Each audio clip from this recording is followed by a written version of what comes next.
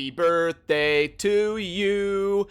I am a terrible singer, so I'm not going to sing the whole thing in respect to you. But yeah, Raid Shadow Legends turns 2 today, so it's a big day for the Raid community. And this is just going to be a fun video where I discuss kind of how the game has evolved since I started playing and how I kind of got into Raid. And we're just going to have a fun little discussion in honor of Raid turning 2 today. So let's get into it.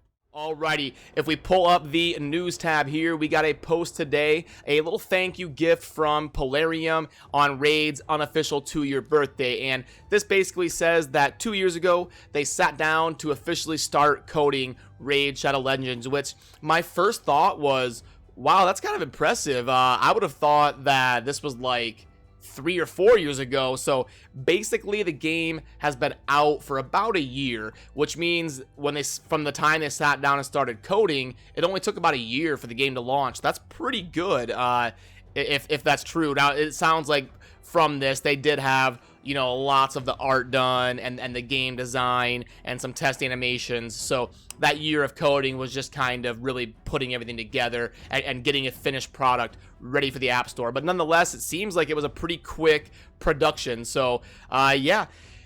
The big news in relation to this, though, is the rewards. Wow, very cool. This is a good gesture by Plarium. I've been wanting them to do stuff like this.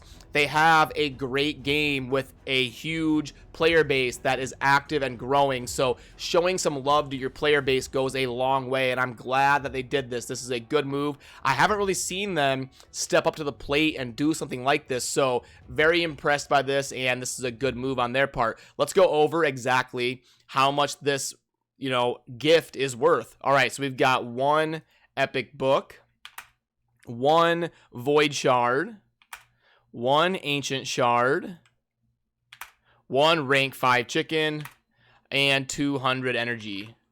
All right, we can see if this were a pack in game, it's something I'd be willing to pay about $10 or $11 for. So yeah, boom, just by logging in today, you got basically, you know, $10 to $11 worth of rewards to, you know, go ahead and have some guaranteed value in terms of tome, chicken, and energy, and then a little bit of gambling in terms of void and ancient shard, 1 apiece. So yeah, very cool and very happy that they did this for the community. Now, a lot of people are going to be asking, you know, should I pull my void shard? Should I save it? I would save it at least for like an event, like how we just have the Madame Cerise event, where, you know, that was an opportunity to have a times 10 chance to get a good epic in Madame Cerise. I would at least save it for something like that. I know it's tempting, but I try to always have the discipline to kind of stock up shards and save them until there's really a boosted reason to pull them. I think that's the optimal way to progress your account over the long haul. So yeah, in terms of it being Raid's birthday, I thought it would be fun to just kind of take a look back at how I got into Raid and kind of go over how the game has evolved, some of the big talking points on things that have changed. We're just going to kind of do a year in review sort of thing. So I was really into Diablo 3. I've always been an RPG gamer. I mean, I was into StarCraft as well, so I've done RTS and all sorts of gaming, but I've mainly loved RPGs. I was a content, you know, provider for Diablo 3. I was in one of the best clans, and I really went hard in the, you know, hardcore seasonal. You know, we always were kind of like, our team was always kind of like finishing rank 1 at the end of seasonal hardcore. Was really into Diablo 3, making content, grinding like 8 hours a day. Blizzard's lack of direction and Blizzard really doing terrible for like 2 years, and Diablo 3 kind of being like 8 years old and moving towards maintenance mode, I was kind of looking for a new beginning. I was kind of looking for something else to really get into, because Diablo 3 is kind of like a new season kicks off. It's super exciting and amazing for a week or two, and then you're kind of like bored and you're over it, and then you gotta wait 3 months for the next season to start with, you know, not knowing what you're going to play. So I was looking for something to really get into and, you know, start theory crafting and learning and making content for. And yeah, I was literally lying in bed one night, couldn't really sleep. It was like midnight or something, and I was just kind of scrolling through the App Store looking at RPGs, and ended up downloading Raid Shadow Legends, played it for like an hour, fell asleep. found myself logging in the next day, playing again. I picked Galek. I picked the Orc starting champion and ended up regretting that down the road, but it ended up being just fine. You know, really all 4 of the starters can be viable, but I would have liked to pick Kale, and that did hurt me for a little bit. But yeah, found myself kind of just logging in and playing it and got kind of hooked. And then I was like, you know, I want to start making videos for this. This game seems like it has potential, and here we are, you know, like 7 or 8 months later. So it's been a wild ride, and some of the things that have kind of changed in the time since I have been playing.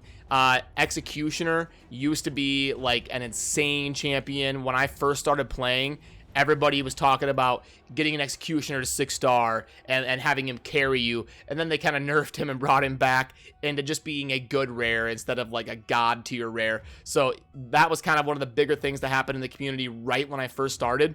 And then right before I started, there was a fusion for Sir Nicholas that I never got to participate in. I'm still super salty about it. I don't have Sir Nicholas, and I really wish I did because he's a very good champion, but we're not going to go into that right now. So I barely missed that. It was right before I kind of started playing, and they also, believe it or not, they had a Shamrock fusion, which was actually like right when I started playing, but I was so new, I didn't really go for the fusion. But Shamrock was a fusion back, you know, in early 2019, kind of right when I started, and I wasn't able to get him. They've actually added Rosin and Broadmouth. It used to be the only permanent fusion was Relic Keeper back when I first started, and funny note, Relic Keeper was not retroactive. Like in the missions, there's a mission where you have to fuse Relic Keeper. As a new player, I didn't know any better, so I hurried up, fused Relic Keeper, and then found out down the road I have to fuse him again because it didn't count towards my progress mission. So I had to fuse Relic Keeper twice. They have since fixed that, so you know, only 90s kids will understand and having to deal with fusing Relic Keeper twice to complete your missions. But yeah, that was the case.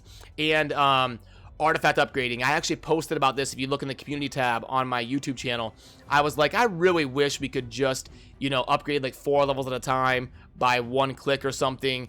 You know, now that we have this little gear here, you know, if you're a new player, this didn't used to be here. And you know, when you fail like 45 times upgrading to level 16, you'd have to sit here and click, click, click, click, click until it finally went through, you know, for 3 minutes. And so having the little gear here where you can just click the level you want to upgrade to was an epic quality of life change. So that's something that's new. The glyphs are obviously new, all of these stuff here, and the glyphs are very cool. They come from Faction Wars, which is also, you know, has, you know, evolved into the game since I started playing.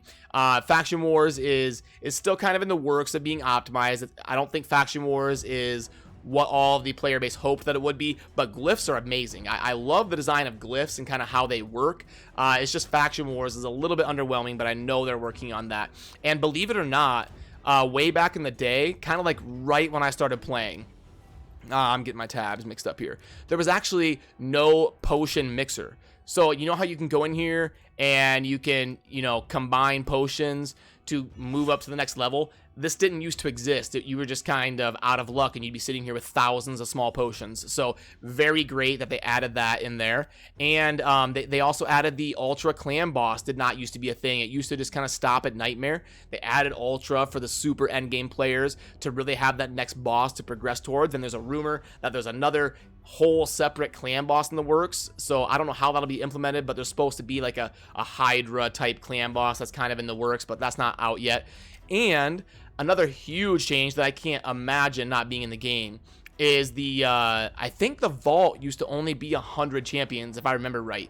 When I first started playing, you maxed out 100 out of 100. And then kind of like a month or two after I started playing, they allowed you to purchase more vault space up to a max of 200 using either gems or silver, and it got more expensive as you went up. I hope that they release another 100 spots and let us go up to 300 or at least 250 sometime soon, because my stuff is basically always maxed out to the gills. My vault is always in between 190 and 200, and it's very tough to kind of hold on to everything you want to hold on to, especially now that Faction Wars is live. And yeah, another big shakeup to the game was the addition of the passive War Master. Let me pull up masteries here.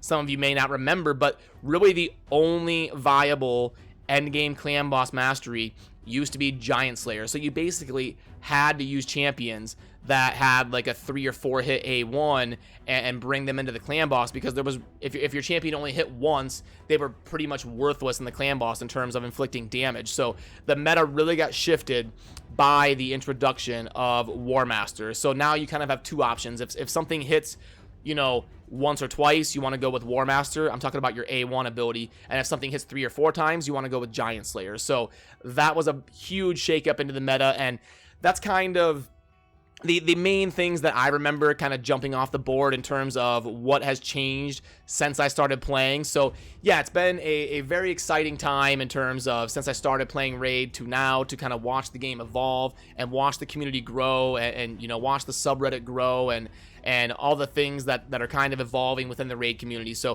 thought it'd be fun to do a little video on the 2-year anniversary, you know, or I guess, you know, Plarium's, you know, like self-proclaimed 2-year anniversary of Raid Shadow Legends. So yeah, happy birthday to Raid, and let me know down in the comments how your experience has been since you started playing. I always love to hear what you guys think. And yeah, thanks for watching. Have a good rest of your day.